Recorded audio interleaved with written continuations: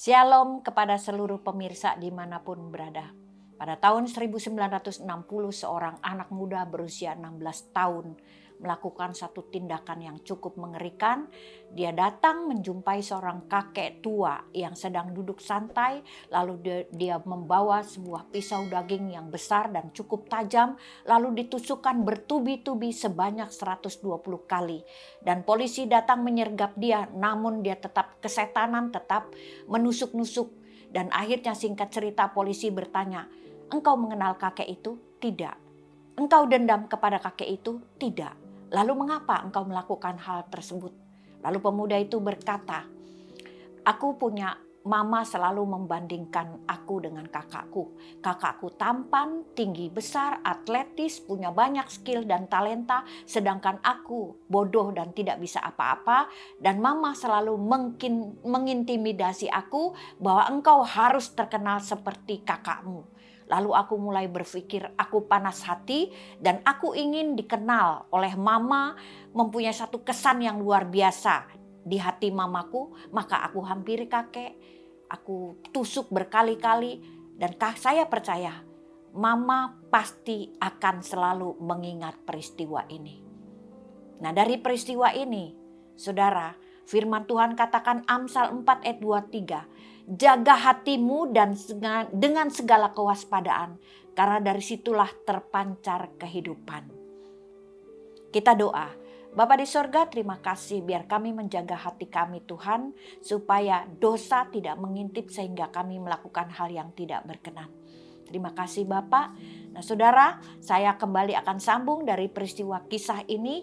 Ada ciri-ciri orang yang panas hati, orang yang sakit hati. Yang pertama, orang yang panas hati, kalau kita berdekatan dengan orang tersebut, kata-katanya pasti menyakitkan dan tidak enak didengar. Yang kedua, cuek terhadap orang lain. Yang ketiga, tidak dapat melihat kebaikan atau kebahagiaan orang lain. Pendendam, menjauhkan diri dari pertemuan karena dia takut terluka oleh orang yang baru dikenal. Tidak suka lihat orang lain bahagia, mudah tersinggung, keras kepala, pemberontak, emosinya labil, tiba-tiba bahagia, tiba-tiba marah, tiba-tiba panas hati. Nah, firman Tuhan Kejadian 4 ayat 7 katakan, "Apakah mukamu tidak akan berseri jika engkau berbuat baik?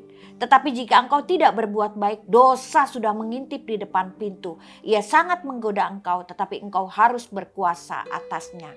Ini kisah tentang Kain dan Habil. Bagaimana Habil pemberiannya berkenan di hadapan Tuhan, tetapi Kain tidak berkenan sehingga dia jealous, dia iri hati, sehingga dosa mengintip dia. Tidak dia usir, namun dia pendam dan akhirnya dia melakukan dosa. Seperti firman Tuhan katakan, dosa sudah mengintip dan dia membunuh Habil adiknya. Sehingga darah Habil menjerit di atas tanah dan akhirnya Kain pun terusir. Nah saudara, inti dari keberadaan hidup kita, sampah-sampah dendam, akar pahit atau apapun juga jangan simpan di hati. Karena kalau engkau simpan di hati seperti naruh bara di atas kepala. Naruh bara di atas kepala tidak nyaman, sangat tidak nyaman. Tetapi biarlah kalau engkau mengalami panas hati, dendam, akar pahit ataupun apapun juga, serahkan hidupmu kepada Tuhan. Kita percaya Tuhan pasti melihara kita.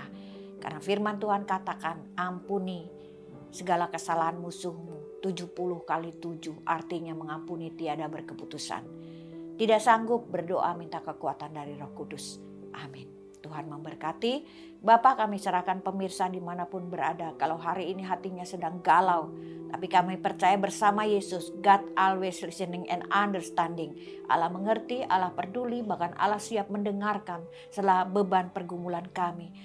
Jamah hati, berikan kebebasan, kemerdekaan setiap pemirsa yang hadir pada hari ini. Kalau dia terluka, kami percaya Tuhan peduli, Tuhan setiap air mata akan Engkau tampung dalam kirbat-Mu Bapa. Terima kasih Bapa, dalam nama Yesus kami berdoa. Haleluya. Amin.